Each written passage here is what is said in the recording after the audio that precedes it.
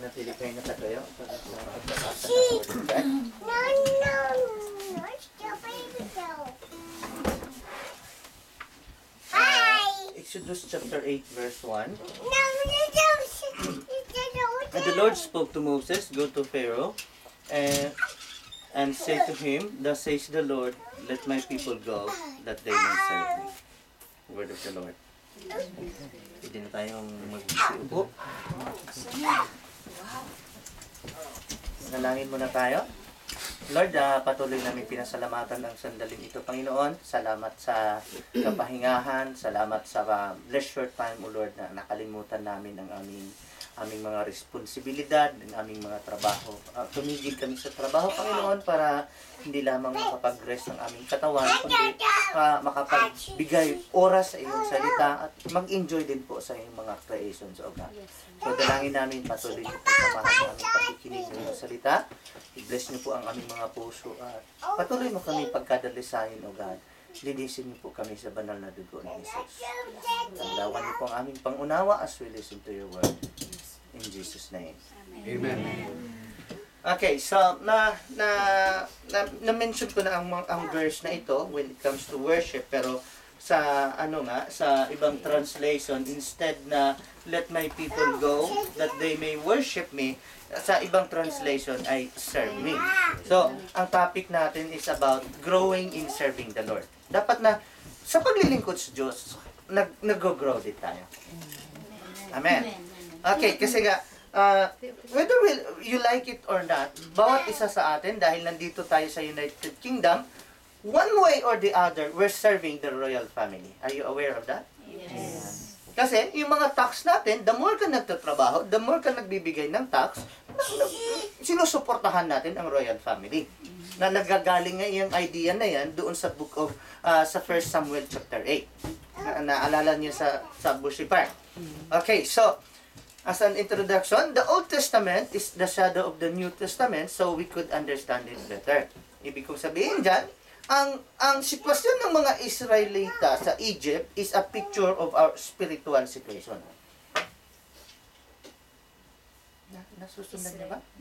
Kumbaga, ang kalagayan ng katatayuan ng mga Israelita sa Egypt noon, ito yung shadow ng ating katatayuan spiritually. Okay? So, Egypt represents sin, bondage, slavery, or our past. Kumbaga, ang katanungan na lang nito is, nanatili ka ba sa Egypt mo, sa nakaraan mo, or malaya ka naglilingkod sa Lord ngayon? So, kung hindi ka malayang naglilingkod sa Lord ngayon, nasa bondage ka pa. Nasusunod. So, Israel was in bondage and wasn't able to serve the Lord. And so are those who could not serve the Lord these days. Wala nang doon. Wala nang problema doon. Klarong-klaro 'yon. Okay, so ang aim natin sa topic na ito, for us to be able to serve the Lord our God, and for us to show our gratefulness to God by serving Him. Sino dito, exempted ng mga nurses, ha? Sino dito may idea sa diabetes? Anong nagiging problema sa diabetes? High in sugar blood. Okay, bakit high ang sugar sa blood? Kasi hindi natuturn yung energy to... Hindi sugar, hindi natuturn ang sugar to energy. Medyo hindi natutumbok. Si pancreas, pastor, ang may ano. Ang pancreas ang nagsisikret ng insulin. Bakit kailangan ng insulin para sa pagdating sa i-reduce ang blood sugar? Ang nangyari kasi sa diabetes, ang sugar natatrap sa dugo. Natatrap sa blood. Kaya nga tinitest yung blood sugar. Nasusundan niyo ba ako? So, medyo hindi tumbok yun, hindi na-convert. Ang nangyari kasi noon, kumbaga, ito yung blood vessel natin, dito yung dugo. Dapat ang blood vessel ay semi-permeable. Mahirap tagalogin yung semi-permeable. Kumbaga, ang sugar na nagagaling sa dugo mag-penetrate doon sa blood vessel. Pero kailangan niya ng insulin para makalabas siya sa blood vessel. Ang nangyari sa diabetes, nasusundan niyo ba yan? Ang nangyayari sa diabetes, kulang ng insulin, ang insulin ang insulin yung kailangan para ma-penetrate or makalabas yung sugar doon sa blood at makarating sa tissues, kaya walang energy. Walang energy. May kumakain yung tao, pero ang sugar natatrap sa blood, hindi naka-penetrate sa blood vessel. So, ang tissues gutom. Kaya pastor, nagkukulaps ang tao na bigla pagka... Nakukolapse ang tao kasi nagugutom yung tissues. Yung sugars nasa dugo lang. So yung pancreas, Pastor, ang nagpo-produce ng insulin. Oo, siya ang nagsisecrete ng insulin. So, ang diabetes is, ang pancreas ang may problema, o ito usually hereditary, kaya hindi enough yung insulin na kailanganin ng katawan para yung sugar makarating sa tissues. Nasusunan. Daanin ko na lang kayo sa isang madaling illustration. Agree ba kayo sa akin? Kasi si Ella noon, kumakailan lang, nung isang araw ata, may ice siya, inilagay niya sa, sandwich wrapper. Binalot niya. Napapansin niya, tumutulo. Binalot na, dinagdagan niya ng plastic. Tumutulo pa rin. Kumuha na naman siya kasi butas daw yung plastic. Sa tingin niyo, butas nga ba ang plastic? Hindi. Anong nangyari? Okay. So, yung lamig ng ice, tinagos niya yung plastic. So, hindi naman tumutulo as in butas, pero nag-penetrate yung lamig. Kumbaga, pinawisan ng malamig. Nasundan niyo. Ganon din, karamihang mga Kristiyano, wala akong tinutukoy, kaya nga kailangan tayong mag-grow. Karamihang mga Kristiyano, kumakain, nakapakinig ng Word of God, kaso lang, yung Word of God, natatrap, hindi nakapenetrate sa puso, kaya hindi nakapag-serve. Mahina yung tissues mo kaya parang ang nangyari sa diabetes, parang kotse. Pag walang gasolina, hindi tatakbo yan. Ang nangyayari sa diabetes, ang kinakain natin, yun yung fuel para sa tissues. Kaso hindi nakarating sa tissue, kaya na-hypo. Hypoglycemia, nasusundan. Ganon din, ang ating paglilingkod, dapat kumakain, lalo tayo nakapakinig tayo ng Word of God, kaso lang, hindi siya na-absorb ng tissues natin, kaya hindi tayo nakatakbo o nakapag-serve ng maayos sa Lord. Nasusundan ba? Klaro ba?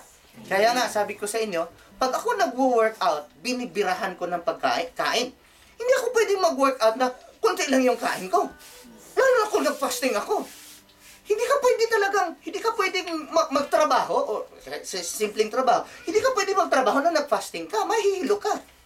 Para kang kotse, walang gasolina, hindi tatakbo. Nasusundan ba? So, kung ikaw naman ay continuous yung pakikinig mo ng salita ng Lord, pero hindi ka nag-grow sa paglilingkod sa Lord, baka spiritually diabetic. Kumakain ka ng Word of God, kaso hindi mo na-absorb, kaya wala kang fuel, wala kang petrol para makapag-serve spiritually. Gusto niyo ba magiging spiritually diabetic? Hereditary pa naman yan. Nasa genes. Okay, so, una, Egypt as a picture of bondage. Ang Israelites nga, nagpunta sila sa Egypt as foreigners. Ilan sila? Millions. Ilan sila? Ang original na Israelita nagpunta sa Egypt. Sa family ni Jacob. 12 yung magkakapatid. Hindi, 12 yung magkapatid. Pero yung buong clan nila na nagpunta ng Egypt. Ha? Nasa Hula. Wala. Kaya lang lumabas sila. Hinuhuli ko lang kayo kung nagbabasa kayo ng Bible. Huling-huli na naman kayo. O talagang bobo na kayo. Hindi matandaan.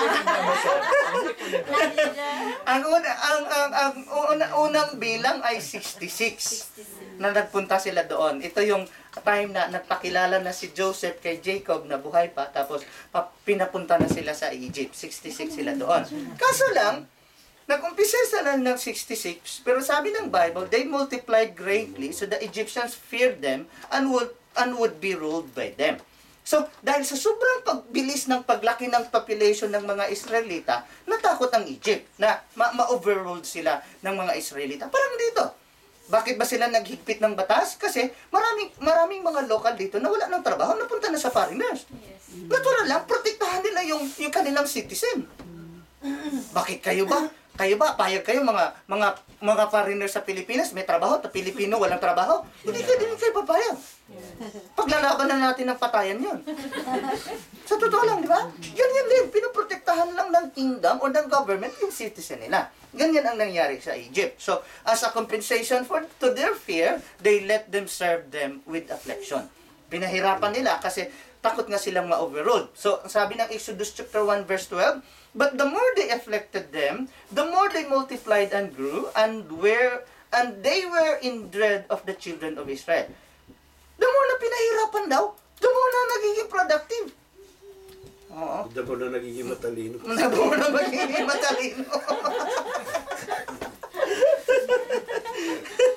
So, the Egyptians made the children of Israel serve with rigor, and they made their lives bitter with hard bondage, in mortar, in brick, and in all manner of service in the field. All their service in which they made them serve was with rigor, with rigidity. May kahirapan. Okay, so they became slaves in Egypt. No freedom. Instead of serving God, they are now serving men. Klaro ba? So, it's either, sabi ko nga, it's either we serve money, we serve other countries, or God. Hindi ka po pwedeng namumuhay na walang pinaglilingkuran. Kung hindi ka naglilingkod sa Diyos, sa iba ka naglilingkod. Yes. Klaro? Okay, so how long were they in bondage? Naku, nagtanong pa. Yung 66 nga, hindi nasagot eh. 400 Okay, 400 years ang unang banggit. Pero to be specific, okay, tingnan natin. In Genesis 15:13, then he said to Abram, "Know certainly that your descendants will be strangers in a land that is not theirs, and will serve them, and they will afflict them 400 years." Pero sa Exodus chapter 12 verse 41, "And it came to pass at the end of the 430 years, on that very same day, it came to pass that all the armies of the Lord went out from the land of Egypt." So lumabas sila, to be exact, 430 years. Oo. Kumbaga, yung apo mo, yung anak mo, yung apo mo sa tuhod, apo sa, ano ba sunod sa apo sa tuhod? Talampakan. Alampakan. Ano po sa kuko? Kasi 430 years eh. Daming generation. Okay, so, why would God allow His people to suffer such a long time? Sige nga. Sadista ba ang Diyos natin? Malupit ba ang Diyos natin? Bakit mga bayang pinili niya, pahirapan niya ng 430 years? To give them a Because they chance. Para matutong tumawag. They forget. Matutong tumawag sa Kanya to give them a chance na Na mag-repent. mag-repent? Or, To serve the God. hindi, kasi nga, hindi sila makapag-serve kasi nagsiserve sila sa Egypt. Para magsisi. To Pwede? make them believe. To make them believe. Believe saan? Na mahirap mag-serve sa Egypt. They forget to trust the Lord. They forget to With, trust the Lord. Makes sense? Show God's power. To show God's power in what way? Na kahit i-afflict mo ang mga Para Israelita, mahirapan. nanganganak pa rin sila ng marami. Hindi matalino na. Kasi na-curse sila. Na curse, Hindi. yung Genesis 15:13 ano pa yun prophecy, future future ibinigay kay ng Lord kay Abraham. Okay. Una, they were not willing to serve the Lord. Lumayo pa kayo Kaya lang naman, ina-allow ng Lord John, hindi kayo willing mag-serve sa akin, di sa iba kayo maglingkod. Pinagbigyan ng Lord. Naglingkod sila sa... Naglingkod sila sa Egypt. Okay? Jeremiah chapter 5 verse 19. "And it will be when you say, Why does the Lord our God do all these things to us? Then you shall answer them, Just as you have forsaken me and served foreign gods in your land." Nakasagot ba ito suporta ba ito dito? Yes. So, just as you have forsaken me and served foreign gods in your land, sige, gusto niyo maglingkod sa ibang Diyos? Gusto niyo mag-serve sa tao? Serve kayo sa kanila. Hindi kayo willing mag-serve sa akin, sa iba kayo mag-serve. Nasundan ba? Amen. Kasarap isipin, ito, bibigyan ko lang kayo ng idea. Willing ba kayo mag-serve sa Lord na instead na mamasukan kayo, full-time na tayo sa ministry, pero may sweldo? Amen. Oh, parang ayaw nyo ata. Amen. Pero, Pareho na sa'yo Masarap natin. lang. bakit hindi? Bakit hindi? Ang Hillsongs, ang dami nilang mga full-time volunteers. May mga sweldo yan. Bakit sila bakit sila nakapag full-time na may sweldo? Kasi may income na makakatustos doon sa mga workers. Kaya lang hindi natin magawa yan dahil wala namang enough funds ang church na matustusan yung mga needs ng volunteers. Pero kung magwo-work out tayo doon, alam nga naman, una nating ibibigyan ng allowance, una nating i-hire yung mga baguhan, edi, the hard-working farmer must be the first to partake of the crops. Pwede mangyari yun. At pastor, yung bakong nagigiit. Dapat pinapakain. Hindi binubusalan. Nasusundan nyo? Kaso lang, mukhang none of your business. May trabaho naman tayo. Pero hindi natin inaano yung pagsiserve sa Lord ba?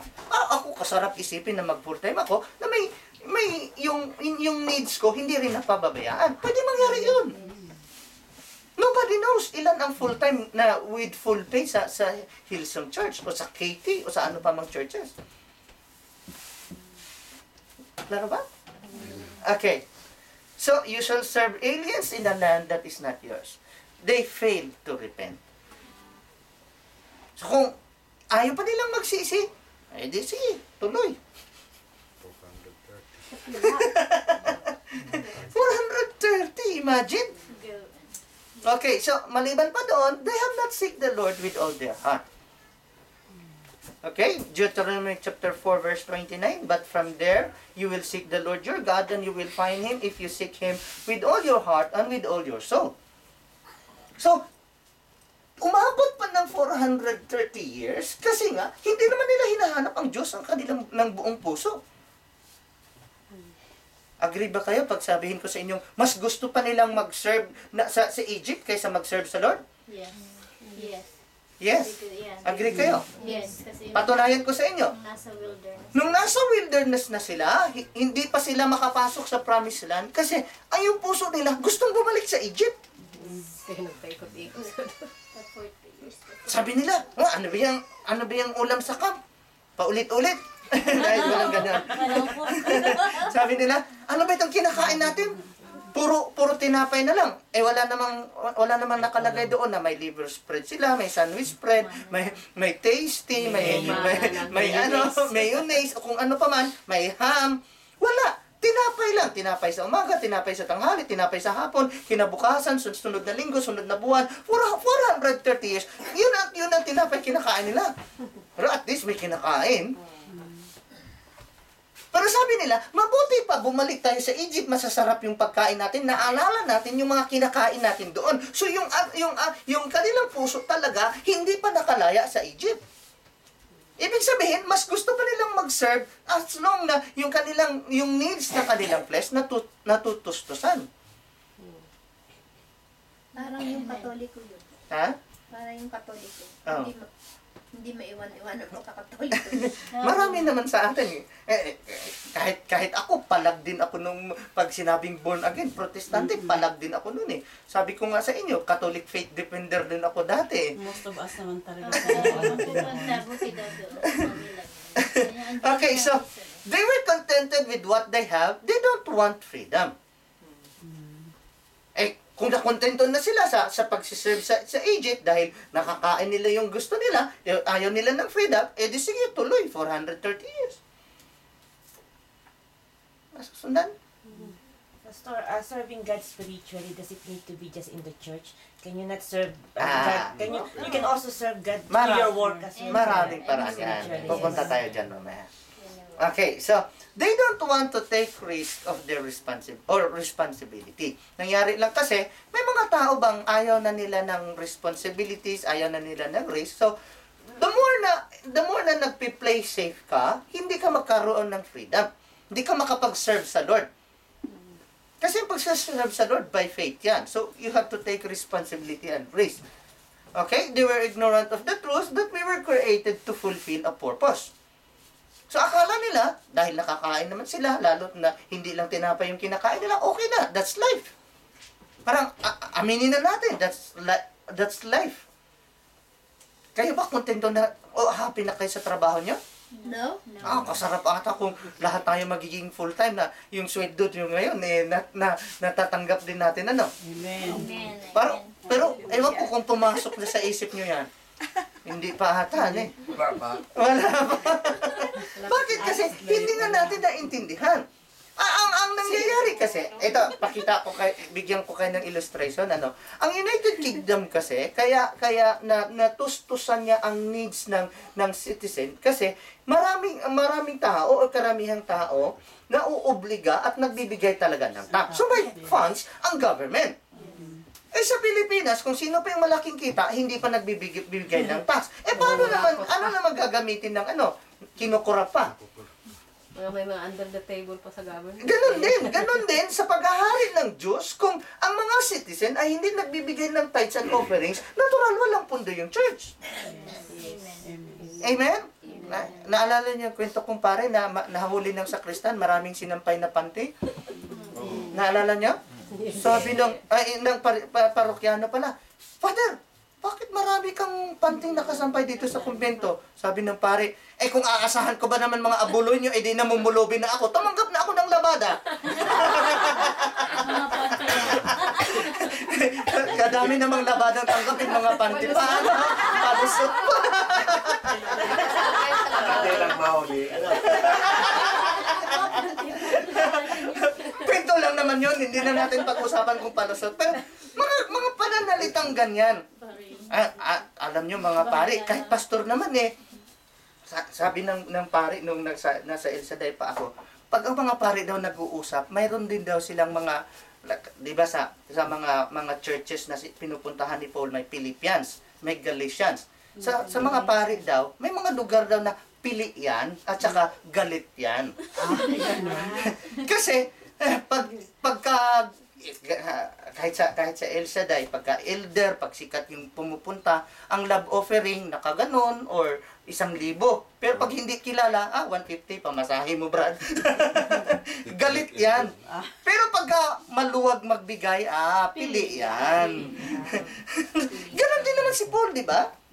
Sa Philippians lang niya sinabi na Philippians 4:19, and my God shall supply all your needs. Pero sabi niya sa Galatians chapter 3 verse 3, foolish Galatians. Hindi ata maganda, sabi susulatan ka, baliw, bobo ka.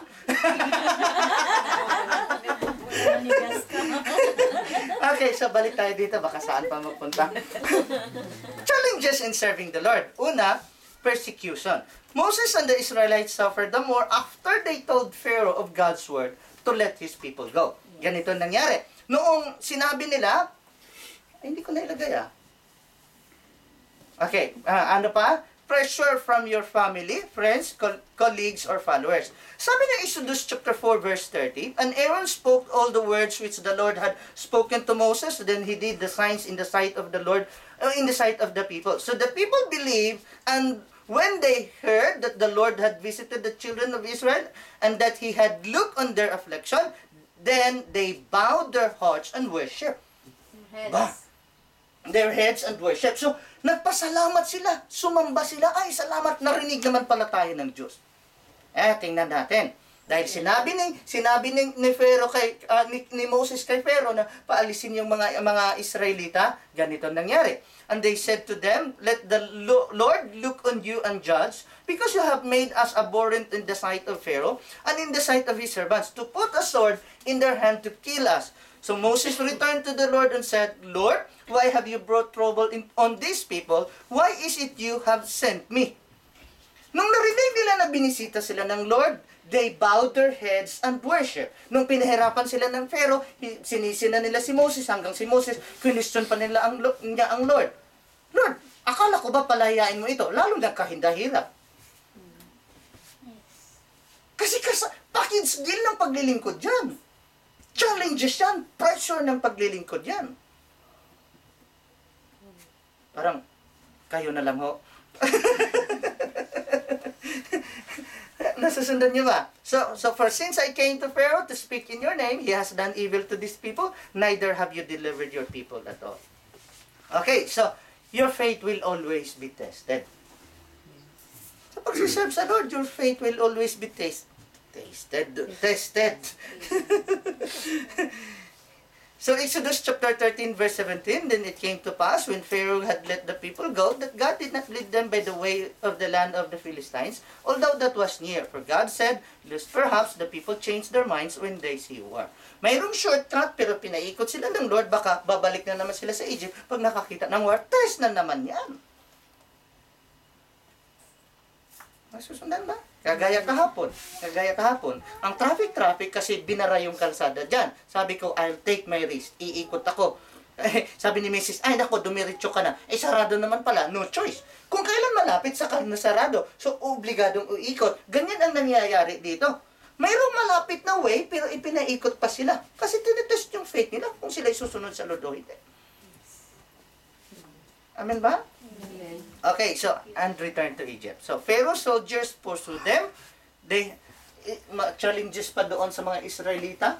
Pinupursu after silang pakawalan, nagbago yung isip ng Pharaoh, pinapahabol sila ng mga soldiers ngayon. Ikaw kaya yung mga Israelita? Alipin ka, pinakawalan ka, tapos after kang pakawalan, ipapahabol ka ng mga thousands of soldiers and chariots. Anong feeling mo?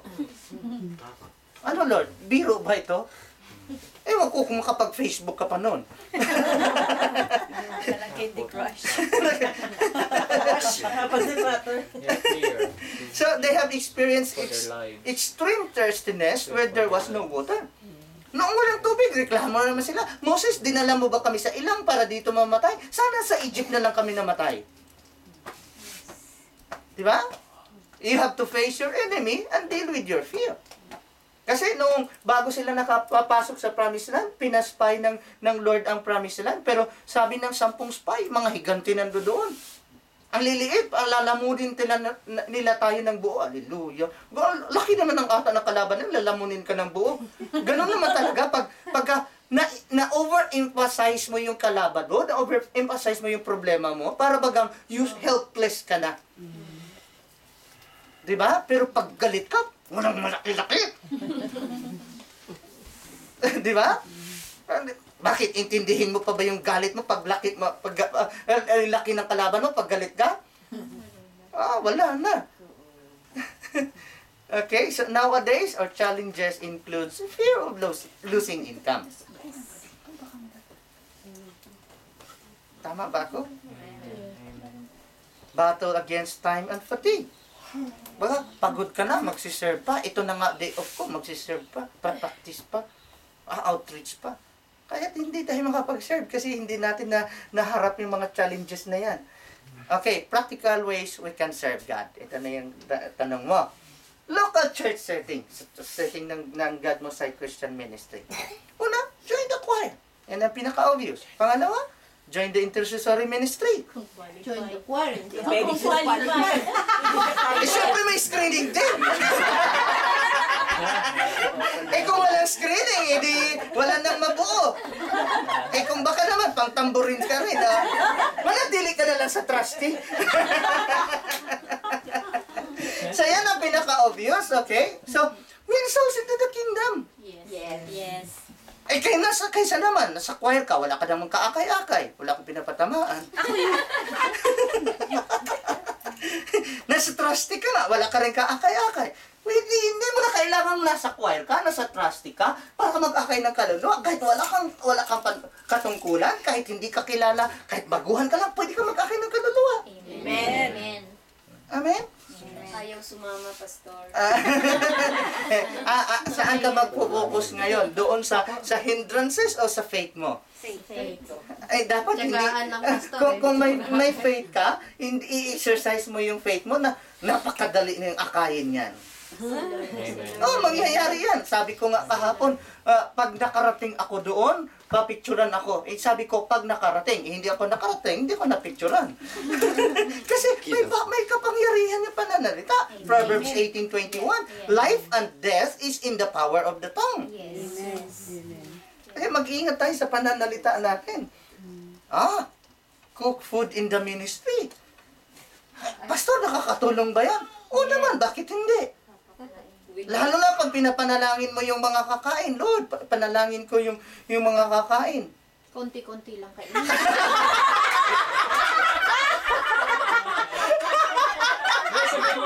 Sabihin mo, huwag maubos. Siguro pinag-aralan talaga ni Paring Nono hindi maubos ang kanin. Para hindi na magsaing. Sabihin mo, mabless ang kakain. Alam niyo ba sa mga karamihan mga born again na churches, habang naglalatag ng upuan, pinagpipray ang mga upuan na yan. Oo. Ang tagumpay ng karamihan mga born again churches is yung intercessory ministry nila. Pinagpipray yan. Ganon din sa pagluluto, pinagpipray yan na hindi mabulunan, kundi mamatay sa kasalanan. Sa kasalanan naman. Kaya nga, dinugtungan ko na agad. Aba, panasarapan sila sa pagkain. Babalik. Ano meron dito? Sarap kumain. Oo, babalik talaga. May pagmamahal yung magluluto nito. Siguro kailangan na nating palitan yung food na in charge ng food ministry Sa totoo lang, coordination lang naman kailangan. Marami naman pwedeng magluto dyan. Mahirap ba yung magluto once a month? Amen. That's very easy. Very easy, pero hindi nagagawa. Siguro spiritually diabetic ulit. Nahirapan. Hindi mahirap yun. Magtatampo lang naman pag hindi na. Okay, so, aside doon, support the ministry financially. Amen. Hindi mo yan kawalan, kundi i-bless ka ng Lord. Amen. Okay? Malakay 3. Help this set the equipment. Amen. Amen.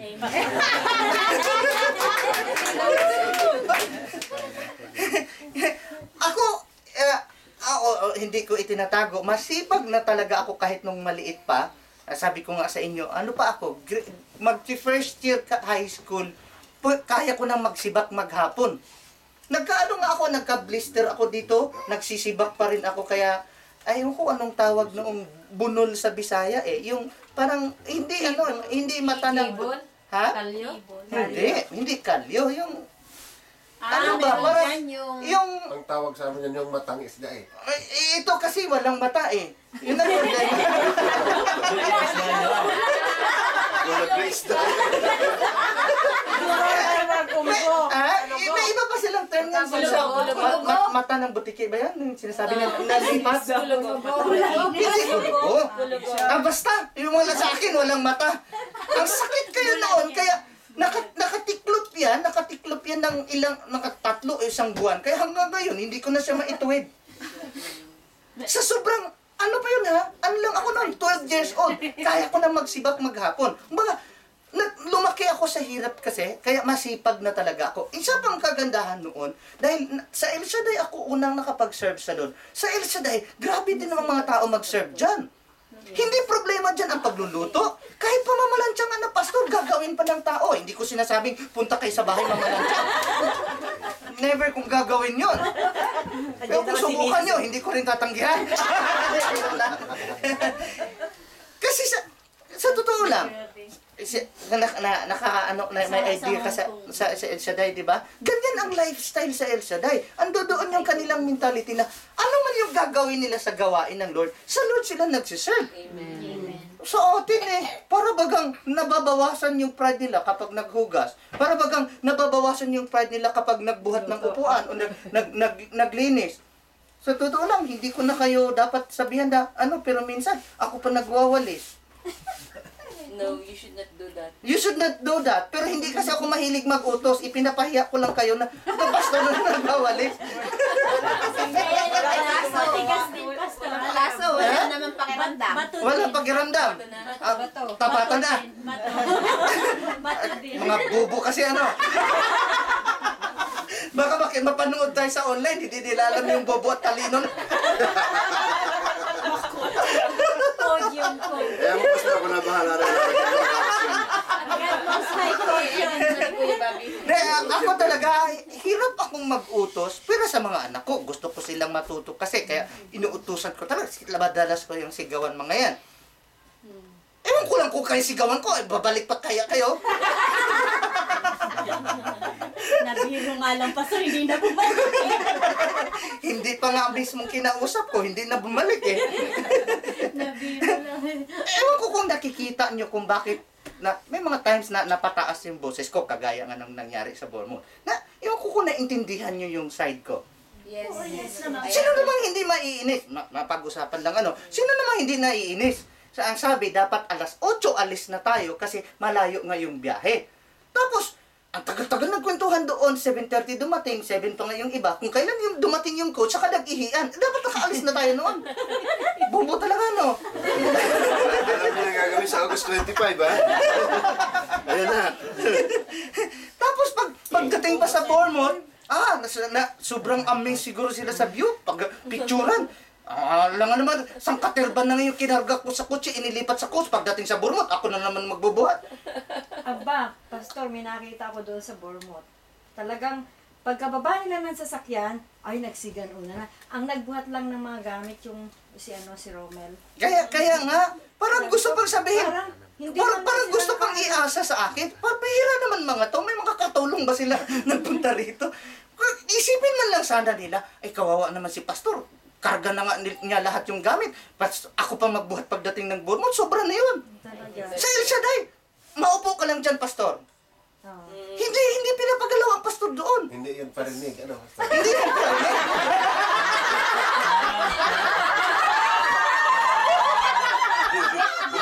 Wala yan sa katalino. Ang talino ni Kuya.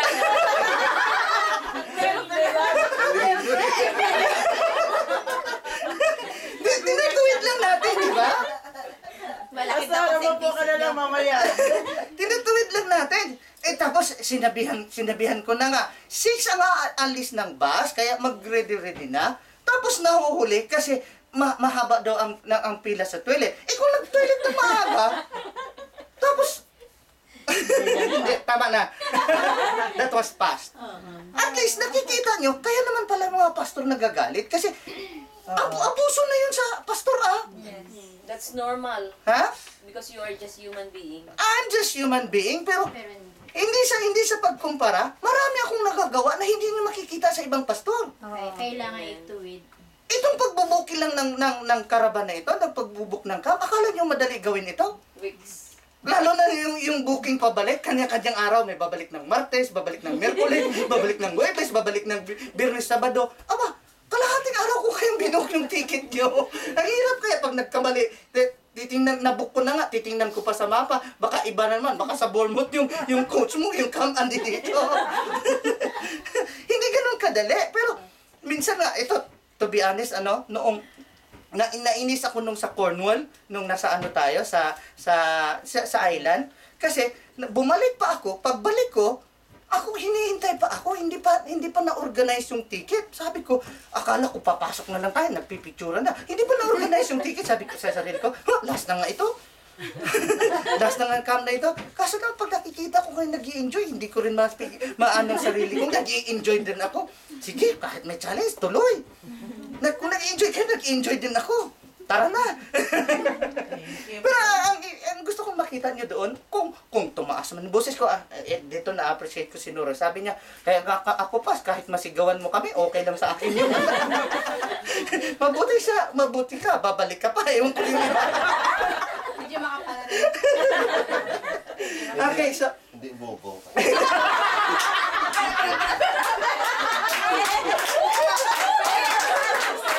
alam yun, lahat ba alam yung istorya dyan? Yung Bobo at Natalino? Iyan mo lang sila. Isama na lang. Si Gina ang author niyan. Kaya ka, baka i-search nila. Google mo. Okay, so, maraming kapamaraanan na pwede tayo mag-serve sa Lord. Okay, isa pa, entertain yung members. Yes, amen. Kaysa naman na halos isang taon na yung isang tao, wala pang kadikit, wala pang kakausap, wala pang hindi pa niya friends sa Facebook. Kasi walang nag-entertain. Kaya pala yung isang, sino ba yung kasama niyo? Sabi ba ni Arlene sa akin, ate, kausapin mo yung, dahil kasi nag-iisa siya. Di ba? Kausapin mo yun kasi wala siyang kausap. Hindi ako may tumabi. Kinausap ko. Kaya isa siya eh. Wala nga siyang Malaking kausap. bagay yun na yung mga baguhan nakakausap, at least feel welcome sila, pinapahalagahan sila. Ang bait naman pala ng mga tao dito. Hindi na sila bibili ng kausap. Kaysa naman walang kumakausap. Oh, ito 5 piso, maghanap ka ng kausap mo. Kausap na nga, libre na nga, ayaw pang gawin. Tapos tayo na naman nag-umpugan. Follow up new members. Hindi lang kausapin, i-follow up. Oh, kasi ganito, 3 linggo na hindi umaatin na. Ano kayo nangyari noon? Ano nangyari? Ano, Pastor? Bakit ako lang ba nakakilala? Ako tanungin nyo. Nangyari kay Ate Julie. Hindi naman din. Wala personalan. Pero at least, okay, ito, true to life story ito. Sabi ko sa kanila, follow upin nyo naman kasi. Hindi nyo pwedeng iasa sa akin na ako na lang at ako yung tatawag. Di ba? Burn na ako ngayon ni Ate Bioli. Okay, so isa pa, encourage the weak or exhort them. Palakasin yung mga nanghihina. Amen. Amen. Sa mga open conversation na yan, kahit walang kwenta yung pag-uusapan, diyan mo ma-establish na makapag-open yung tao. Malay mo, after yung nagtawanan, iiyak na yan. Kasi at least nakahulugan na ng looba. Hindi na siya naninimbang. Yes. Paano mag-o-open sa'yo yan? Kung sungit-sungit mo na tingnan. Parang bobo ka na talaga kasi kaya sungit ang mukha mo. Kaya nga iniisip ko, ba nang pinag-uusapan na ito laging bobo? Hindi mo alam yun? Bobo ka na nga. Mamaya off the record. Go girls na lang nga po. Okay, so yun yung mga ways na pwede tayong mag-serve sa Lord. Marami pang paraan na mag-serve tayo sa Lord. Hindi lang sa pagkanta, hindi lang sa loob ng church, especially sa labas ng church. Amen ba? Kasi sabi ko nga sa inyo, isa sa mga prinsipyo na pinanindigan ko sa paglilingkod, Matthew 20:28, as the Son of God came not to be served but to serve, dapat prinsipyo natin sa buhay yan. Amen? Amen. So dapat hindi tayo naparito para paglingkuran, kundi maglingkod. Yes. Maghanap ka ng every opportunity na makapaglingkod ka. Okay, blessing ng mga naglilingkod sa Lord. Exodus 23:25, so you shall serve the Lord your God, and He will bless your bread and your water, and I will take sickness away from the midst of you. Amen. Bless niya yung bread mo, bless niya yung water mo, and I will take sickness away from the midst of you. So isang reason siguro na may sakit ka, hindi ka nagsiserve sa Lord. Yes. Yun ang sabi nila eh. Pero hindi yan nangangahulugan o hindi yan guarantee pag nagsiserve ka, wala kang sakit. Pero yan ang blessing. Isa pa, you will experience fulfillment and satisfaction. Amen. Kasi nagampanan mo yung purpose mo. John chapter 4 verse 34, Jesus said to them, my food is to do the will of Him who sent me and to finish His work. So, may fulfillment, may satisfaction. John 4:36, and he who reaps receives wages and gathers food for eternal life, that both he and sows and he who reaps may rejoice together. 1 Corinthians 3:8, now he who plants and he who waters are one, and each one will receive his own reward according to his own labor. Klaro naman siguro yon. Hindi ko na kailangan i-explain yan. You will receive your share of the crops. 2 Timothy chapter 2 verse 6, the hardworking farmer must be first to partake of the crops. Minsan nga, na-share ko na ito sa Bible study na napag-usapan din namin minsan ni Mrs. na sa pagdinilay ko ba, bakit ganun na lang ang pagpapalaan ng Diyos kay Brother Mike? Ang yaman-yaman niya na. Pero, Grabe siyang magbigay, Pastor. Hindi no comment ako dyan. No comment ako dyan. Kasi, parang ang nangyari kasi sa El Shaddai ngayon, yung mga full-time nila na pastors, pinag-aaral sa college. May AB evangelization 4 years. Kaso lang, dapat sagot na ng ministry yun. Sila pa ang nagbabayad. Sana, sana pa, yung ministry, yung college sana na yun, pagmamayari ng ministry, kaso sa family ni Brother Mike pa rin. Pero, ang nagiging question ko doon, bakit ganun ang pagpapala ng Lord financially kay Brother Mike? Unang reason doon is, milyon ang kalulong nagbabago sa ministry na yan. Yes. Ako isa na sa bungas ng ministry na yan. So, kapag nag-ani na doon sa vineyard, natural, ikaw yung unang makikinabang. Yes. Amen? So, wala pa tayo masyadong pakinabang kasi kunti pa yung ani ng ministry. Yes. Karamihan nga sa atin, may mga churches na eh. Iilan lang yung dito na talaga na born again or dito na binago ng Lord. Okay? So, you will receive God's promise. Attitudes in serving God. Una, Psalm 2:11, serve the Lord with fear and rejoice with trembling. Hindi porket nagsiserve ka sa Lord, hindi ka na matatakot sa Lord. Kaya may mga tao kung gumawa ng kasalanan, para bagang ginawa nilang excuse yun na dahil nagsiserve sila sa Lord, okay na, pasok na sila sa paghahari ng Diyos. Walang takot. Yes. Amen ba? Okay, isa pa. Psalm 100 verse 2, serve the Lord with gladness, come before His presence with singing. Kung nagluluto ka, kumakanta ka, nagwawalis ka, kumakanta ka, naglilinis ka ng kubitan ng church, nagmakanta ka with gladness with singing. Amen. Hindi yung, ano ba to? Ako na lang lagi nagluluto. Utos na Utos ng utos. Ano ba to? Pastong na to? Parinig ng parinig. Walang gladness with singing. Matalino. Di ba? At dapat may attitude din. Kaysa naman nagsiserve ka, lagi ka namang nakasimangot. Sa Sunday, Pastor, mag-agawan na. Ba't sa Sunday pa? Ngayon na. Kailangan bumili ng walis. Kasi ang usually na iiwan doon yung sa mga bata ba, na ako kasi nag-check ng pinto sa likod kung nalalak, tapos naiiwan ko yung nakikita ko yung sa mga bata, wala pa nakakita. Nagwalis na nga ako. Minsan may nakakapansin. Nakakahiya na kay Pastor, nagwalis. Pero bihira lang nakakapansin. Bobo talaga. Utaman. Tamad lang. Para, eto na, bibigyan ko kayo ng clue. Ang self-esteem kasi natin is hindi doon sa ginagawa natin, kundi ang pagpapahalaga ng Diyos sa'yo. Amen. May mga tao kasi, lalaki yung self-esteem nila kung wala silang ginagawa or binabase yung kanilang self-esteem doon sa ginagawa nila. Kaya pagka sila'y, halimbawa na lang, sila'y nagwalis, para bagang, kawawa naman ako, nagwawalis lang sa church. Hindi yun basihan ng self-esteem mo. Pinapahalagahan ka ng Diyos, tinubos ka ng banal na dugo ni Jesus, hindi yan base sa ginagawa mo. At saka, sabi ng Lord, ano man ang ginawa natin sa kapwa, sa Kanya natin ginagawa. So, dapat ipagmalaki mo, na ako nga, nakita ako yan, si Mrs., ebidensya yan. Mga kapatid ni Mrs., ayaw na ayaw sa akin. Paano ba na hindi aayaw sa akin? Mga lahi daw nila, mga tatangos daw ilong, ewan ko lang. Tapos, payatot pa ako noon na sunog, kulot pa na hindi maintindihan. Tapos, ipinakilala pa ako sa kapatid niya, namumulot ako ng basura. Nakalimutan na yung pagka-nurse ko. Ayaw na ayaw sa akin, lalo namang na-inlove sa akin. Sing na ako ngayon. Yan nga sabihin ko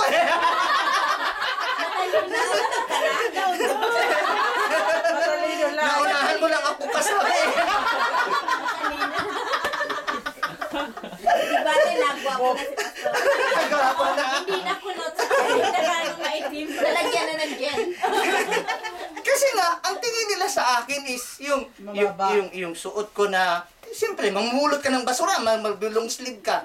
Kaya kayo ng basura? Oo! Yung sa El Shaddai. Sa El Shaddai pa noon. Sa El Shaddai pa noon. Pulot ng basura? Bakit? Bakit ko ikahiya? Ginagawa ko yun para sa Lord. Amen. I am the servant of God Most High, the King of all kings. Bakit ko ikahiya? May walis ting-ting mo yun sa likod. Hoy! Sabay-sabas. Yung kainitan ng pagsiserve ko, yung walis na ginagamit namin sa PICC, inuwi ko na pa na antipolo yun para lang hindi mawala. Plastic. Sa tito lang, binabalot ko pa yun ng pakialam ko, hindi man nila ako kilala. That's right. Bakit? Si Jesus ganun din naman He lived without reputation. He don't serve the man, but God. Exactly. Sabi ng kasama ko, hayaan mo Brad, pagtagal mo, hindi mo na rin gagawin yan. Pero kagandahan ngayon, dahil ganyan nga ang mentality ko sa pagsiserve hanggang dito, nagiging joyful ako, hindi ko nagiging pasanin na mag-serve, nagiging attitude ko na yan, part of life ko na yan. Apa yan? So, gusto niyo magpa-plancha kay Pastor? Matalino ka na! And, example ko lang yun. Kaya lang naman ako, medyo, pinaubaya ko ang pagplantsa ngayon kina Missy sa mga bata dahil gusto ko ring matapos yung book ko ba. At least may hinahangad ako. Ewan ko sa inyo kung wala kayong hinahangad. They're grown up. Oo naman. Bakit? Akala nyo ba madali magsulat ng libro? It's very hard. I cannot start on Yung essay nga lang na 2,500 words, hindi na ganun kadali. Yung libro ko, 64,000 words lang. Sabi, nung inano na ni Brother Bobby, wala pang 200 pages. Kailangan maka 200. Nagdagdag ako ngayon. 73,000 na ata ngayon, 72. Biro nyo? Wala natin na-update. 72,000 words? Mabuti sana kung full-time ako. Galing trabaho, may mga anak pang, mabuti sana kung, minsan sabi ni Dad, Dad, I cook breakfast for you. I know you're tired. Bakit? Mga, Pwede naman ligaw. patay tayo dyan. I need you. Okay, challenge. Deuteronomy chapter 1 verse 2. It is 11 days journey from Horeb and by way of Mount Seir to Kadesh Barnea. Deuteronomy 1:6, the Lord our God spoke to us in Horeb, saying, you have dwelt long enough at this mountain. So, kumbaga, hindi sila nakakarating ng promised land kasi paulit-ulit lang sila sa mountain na yon. Umabot sila ng 40 years instead na 11 days journey. Kasi walang willingness na mag-serve sa Lord. Conclusion, Exodus 8:1 pa, and the Lord spoke to Moses, go to Pharaoh and say to him, thus says the Lord, let my people go, that they may serve. Amen. Amen? Mabubuhay tayo doon, ano? Okay. Ganito naging plano ngayon kasi ayon sa BBC weather, may kunting ambon lang mamaya ang hapon pero kunti lang, nasa bandang 3:00 lang. So malaya tayong mamasyal ngayon, although may faith tayo bukas, pero ang forecast bukas ay maambon. So bukas, kahit dito na lang tayo sa loob, makapag-swimming yung mga bata, gusto niyo namang subukan yung dipadyak nila, walang problema. So yan ang plano ngayon. So, after ng ihatid na naman yung first batch, tapos doon na tayo sa beach magla-lunch, tapos balik tayo ulit dito. Bukas, kung hindi magbago yung weather, dito na lang tayo sa loob. Okay lang. Yan, maganda na yan. 242 ata. 242. 2:42. Balik kung dito lang tayo, kahit aalis tayo dito ng kung ano exact na time ng alis? Tignan ko. Mapabilis lang naman ang biyahe. Sa Bournemouth din ang alis namin. Hindi, dito na. Doon din sa binabaan. Diretso na sila. Sa ang binabaan namin. Ha? Sa may post office. Ito. Oh, doon din. Lapit lang. Oo. 12 minutes. Hindi na change. Wala na. Ano na yun? Diretso na yung London. Ay, diretso na yun. Oo, diretso na. Nag-change lang naman kami kasi nga naiwan mo ng bagong Dapat palang naitanong nyo kung saan pala ang abangan. Baka hindi doon, Pastor, kasi pabalik. Oo, parang drop lang sila doon eh. Kami. Hindi ko natanong. Saan namin ikapan? Pwede naman natin itanong yun doon. Siguro nila yan. So, manalangin tayo? Hallelujah. Lord God, salamat po sa iyong mga salita. Dalangin po namin, Panginoon, na mapaglingkuran ka nga po namin sa kabila ng aming kapagalan, sa kabila ng aming kapaguran, O Lord God, ay magkaroon kami ng spare time sa paglilingkod sa iyo. Gamitin niyo po ang bawat isa sa amin, ano man ang aming maitutulong para sa ikapaglago ng ministry ng iyong paghahari, O God. Nawa po, hindi po namin maibaliwala ang mga salitang aming napapakinggan para dumami po ng dumami ang iyong mga anak sa ministry na ito. At magkaroon din po kami ng pagkakataon na mag-serve sa iyo full-time, Panginoon. Hindi man namin hangad ang sweldo, pero may pangangailangan din po kami. Pero mas masarap na maglingkod sa iyo ng full-time, O God. Dahil sabi mo naman, ang hayop, ang bakang ginagamit sa pagigiig ay hindi mo pinupusalan. So naniniwala kami, Lord, the laborers or workers deserves their pay. Yes. It is my personal prayer, O Lord God, na pagpalain niyo po ang mga members ng choir, members ng trustees, lahat ng mga members na mayroong ginagawang maaring ang kanilang katungkulan ay hindi napapansin kahit sa simpleng pagluluto o paglilinis lang. Ano man ang aming pagpapagalord, according to our labor, may you be the one to reward us. Huwag mo nawang itulot, Lord, na ang amin pong mga pangangailangan ay maging kagaya pa ng Egypt na humantong sila ng mahabang panahon na paghihirap, kundi pag nakita mo ang willingness ng aming puso, you will be the one to provide all our needs. Grant us the freedom to serve you, O God, with gladness and singing. In Jesus' name. Amen.